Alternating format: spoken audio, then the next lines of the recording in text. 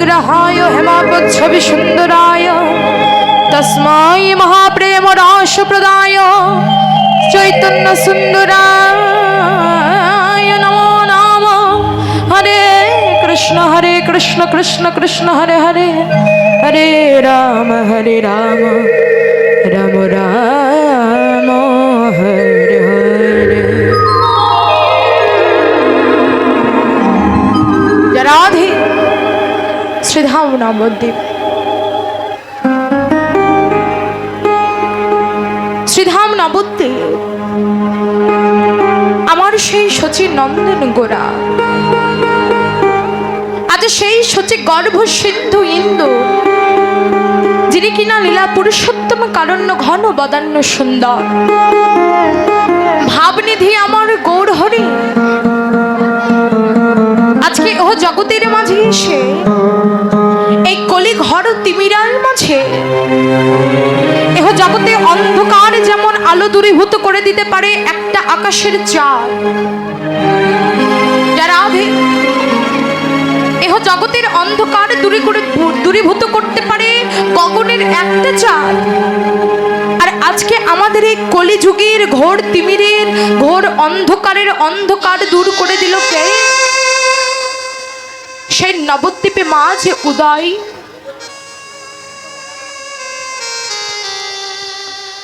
সেই নবদ্বীপে মা যে উদয় হয়েছেন আমার নবদ্বীপ ও চাঁদ। আজকে আমার গৌর হরি রাধে, আজকে আমার সেই গৌর হরি নবদ্বীপে মা যে উদয় হয়ে এহ জগতের মাঝে সমস্ত দুরাচারী পাপাচারী আত্মভোলা কলির জীবকে উদ্ধারের লাগে।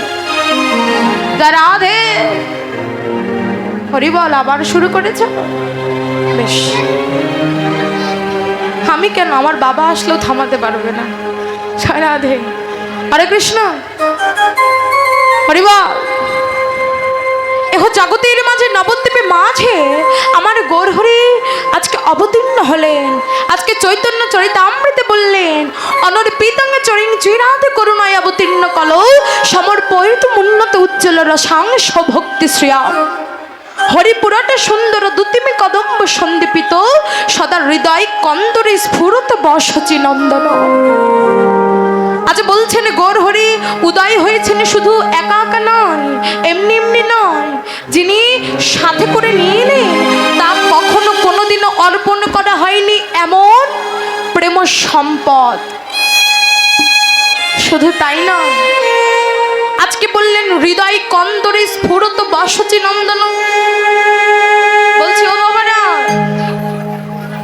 আচ্ছা আমরা সব সময় গানে বা কীর্তনে শুনি যে আমাদের হৃদয়টা হলো মন্দির।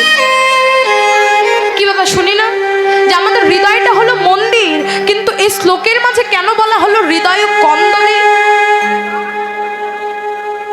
যারা রাধে কন্দর মানে জানি। আচ্ছা কেউ কখনো গভীর অরণ্যে গিয়েছে?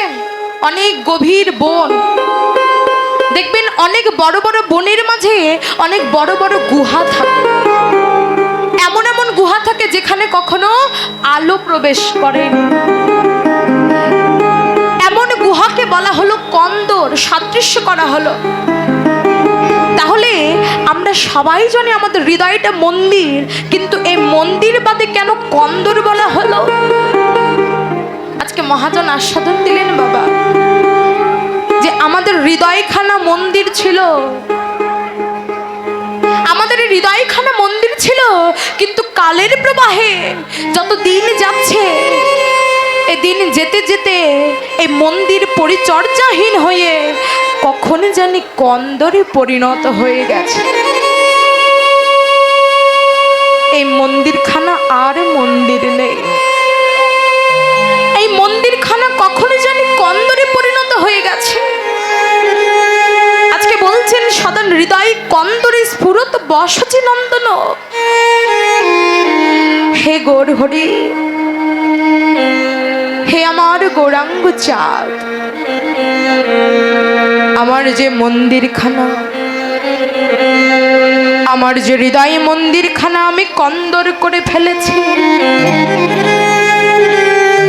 তোমার ওই জ্ঞানের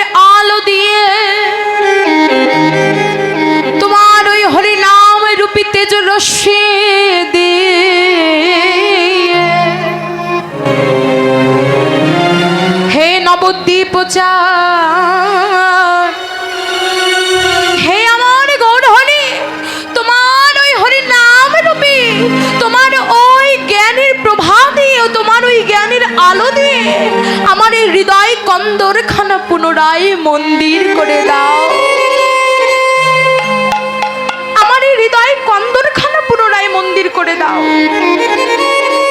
যা রাধে, আমাদের সমস্যা হলো তাই। যা রাধে মাগো, কালের কবলে আমাদের হৃদয় মন্দিরখানা কখনো কন্দর হয়ে যাচ্ছে, আমরা নিজেও জানি না। বলছি সবার বাড়িতে ভগবান আছে বাবা?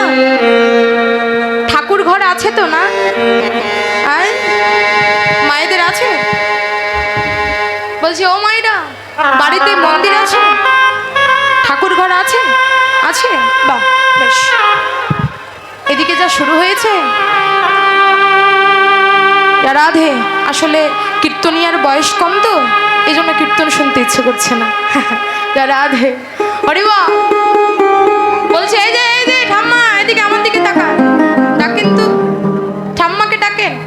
ও পিসি, মাসি, এইদিকে আমার দিকে।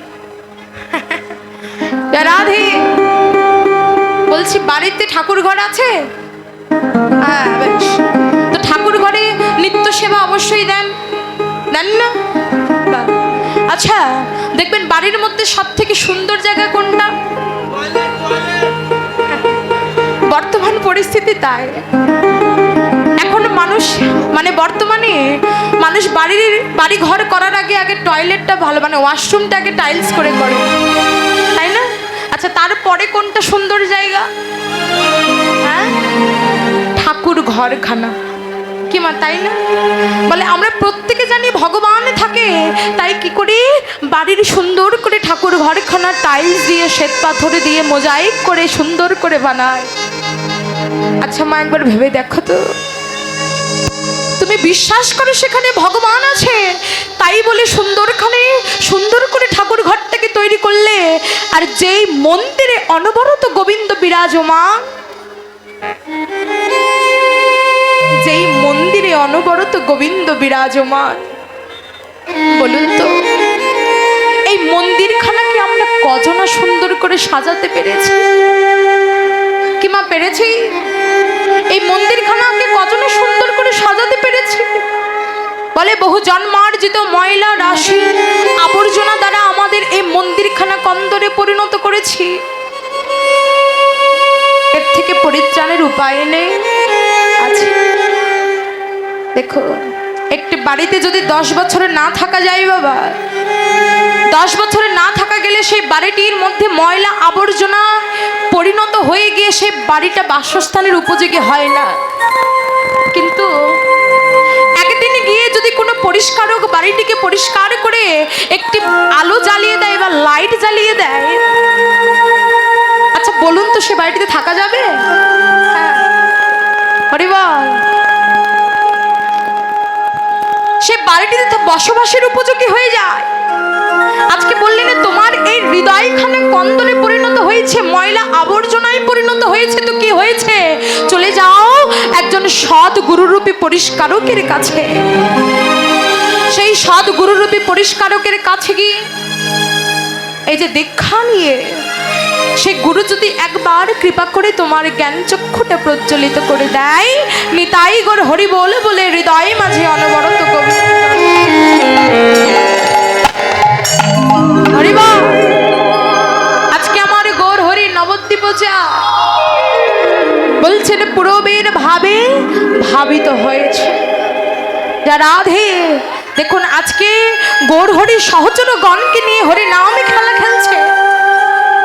আজকে আমরাও খেলতে এসেছি এই হরি নাম, এই মধুর নাম। বলছে যে জোড়া নেবে, আমরা অনেকে মনে করি ভগবান বুঝি আসে না, ভগবান বুঝি নামে না, কিন্তু মহাজন আস্বাদনে দিলেন ওরে হরি নামের টানে, হরি নামে, হরি নামের টানেই হরি যে জগতের মাঝে নেমে আসে,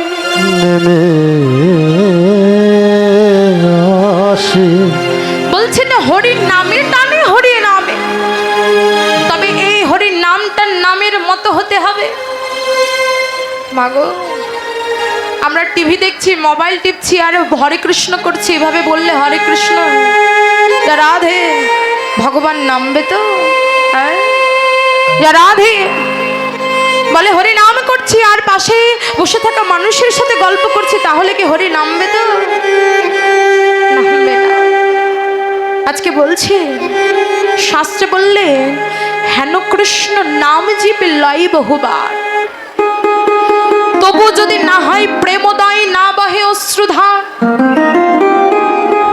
তবে তুমি জানিবে হৃদয়ে আছে অপরাধ প্রচুর। আর এই অপরাধ হৃদয়ে কখনো কৃষ্ণ বীজ না হয় অঙ্কুর। যারা রাধে বলছেন এই হরি নামে করতে করতে যদি নয়নের অশ্রু না বহে, যদি তোমার হৃদয় খানা বিগলিত না হয়, তাহলে বুঝবেই এই হৃদয়ে প্রচুর অপরাধ রয়েছে। আর এই অপরাধ হৃদয়ে কখনো কৃষ্ণ নামের বীজ অঙ্কুরিত হয় না।